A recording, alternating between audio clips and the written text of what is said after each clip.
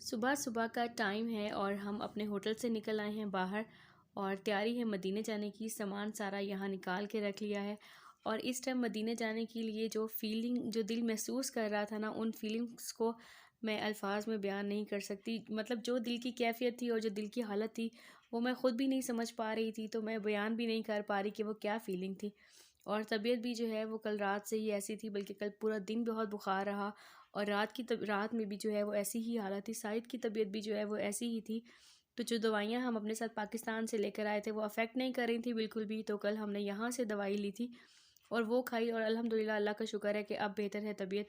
और अभी मैंने एहतियातन जो है वो चाय और बिस्किट वगैरह खाए, तो साथ एहतियातन दवाई खा ली। हालांकि बुखार अभी नहीं था, बस यही सोचा कि क्योंकि आगे सफ़र भी करना है और मदीने जाना है, तो अल्लाह ताला जो है ना वो तबीयत बेहतर रहे, तो इसलिए मैंने एहतियातन दवाई जो है वो खा ली थी। और ये जितने लोग हमारे साथ यहाँ पर जो खड़े हैं, इनमें से भी अक्सर लोगों ने मदीने ही जाना था, लेकिन सबकी जो है वो बसें अलग अलग थीं। तो काफ़ी सारे लोगों ने इनमें से मदीने जाना था और काफ़ी सारे लोग जो है वो पाकिस्तान वापस जाने के लिए तैयारी में बैठे थे। उनकी बसेस जो है वो अलग से आनी थी। तो बस सब अपना अपना सामान निकाल के यहाँ पर रेडी बैठे थे कि जैसे जैसे जिसकी बस आती जाती थी वो उसमें बैठ के चला जाता था। तो माशाल्लाह से हमारी बस भी आ गई थी और हमारा सफ़र जो है वो मदीने की तरफ जो है वो शुरू हो चुका है। अल्हम्दुलिल्लाह अल्हम्दुलिल्लाह। अल्लाह ताला का जितना भी शुक्र अदा करें कि अल्लाह पाक ने ये ज़िंदगी में दिन दिखाया है और हम मदीने की तरफ जा रहे हैं। और जो है इतनी ज़्यादा खुशी है, इतनी ज़्यादा खुशी है कि इसको मैं बयान नहीं कर पा रही। और आज जो है वो हम नमाज़ हरम में पढ़ने नहीं जा सके सुबह फ़जर की। और उसकी वजह ये थी कि हमें जो टाइमिंग दी गई थी बस की, वो अगर हम हरम चले जाते नमाज़ पढ़ने के लिए, तो फिर हम वापस नहीं आ पाते उस टाइम तक। तो इसलिए फिर हमने नमाज़ अपने होटल के पास ही एक होटल में पढ़ी और उसके बाद हम अपना सामान लेकर बाहर आ गए। लेकिन बस जो है वो काफ़ी ज़्यादा, जो टाइम उन्होंने दिया था उससे काफ़ी ज़्यादा लेट जो है वो पहुंची थी। और नाश्ता वगैरह जो है वो हमने सुबह किया ही नहीं, क्योंकि खुशी इतनी ज़्यादा थी ना मदीने जाने की कि दिल ही नहीं कर रहा था कुछ खाने का। तो अब बस में हम बैठे थे, सफ़र हमारा शुरू हुआ, तो थोड़ी देर के बाद जो है वो भूख लगना स्टार्ट हो गई। तो बाकी सारा खाने पीने का सामान जो था वो ट्रॉलीज़ में था और वो नीचे जो है वो रख दिया गया था सामान। तो ये जो हमारे पास अपने हैंड बैग थे ना, इसके अंदर मैं ये ऐसे छोटे छोटे पैकेट बना के ना हरम ले जाया करती थी साथ अपने, जिसके अंदर चने होते थे, टॉफ़ीज़ वगैरह और बादाम और इस तरह की चीज़ें होती थी। तो जब भूख लगती थी ना, तो हम वहाँ हरम में बैठ के खा लेते थे। तो यही हैंड बैग में एक पड़ा था, हमने सोचा इसे निकालते हैं और इसी को हम खा लेते हैं अभी। हमारे वॉशरूम वगैरह इस्तेमाल कर लें, नाश्ता वगैरह करना है कर लें।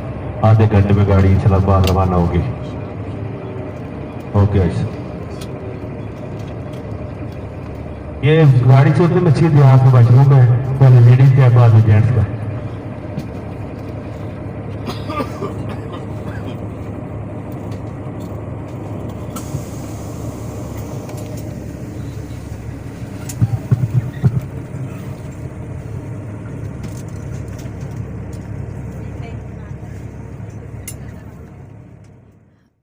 अस्सलाम वालेकुम, welcome back to my channel. कैसे हैं आप सब लोग? उम्मीद करती हूँ आप सब लोग खैरियत से होंगे।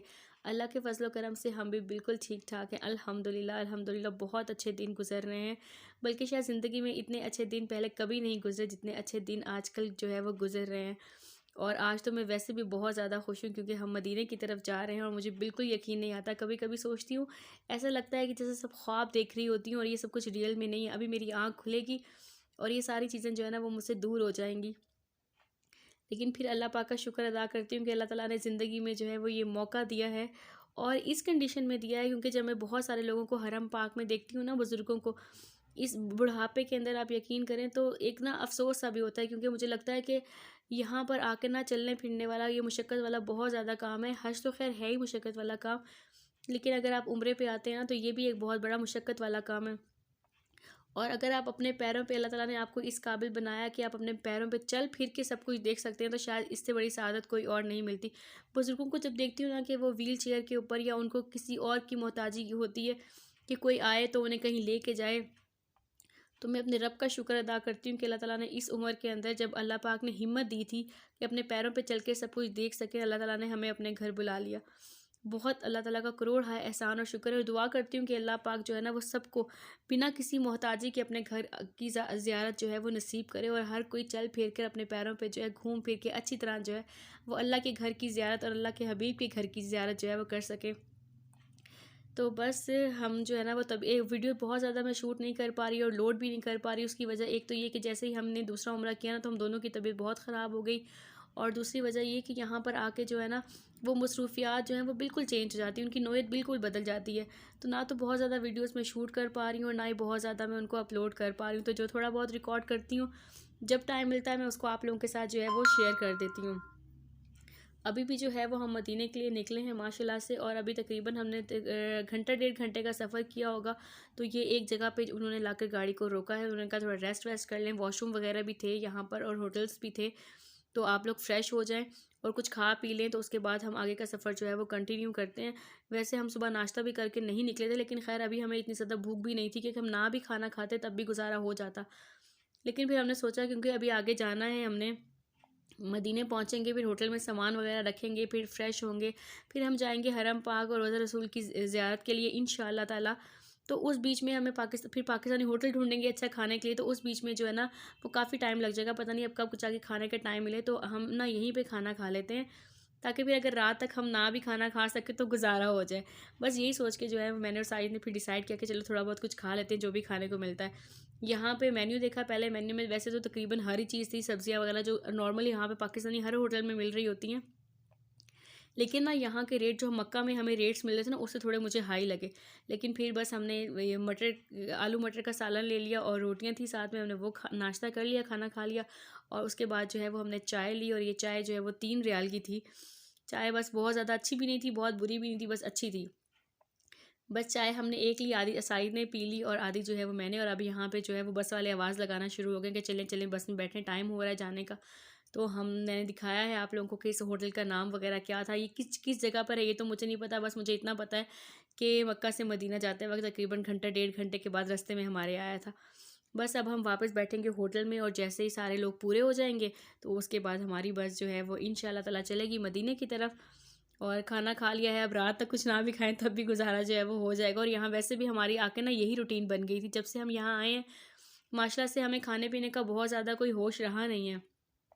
सुबह हम नाश्ता किया करते थे और नाश्ते का सारा सामान मैं अपने साथ पाकिस्तान से लेकर आई थी, तो उसी का हम नाश्ता करते थे।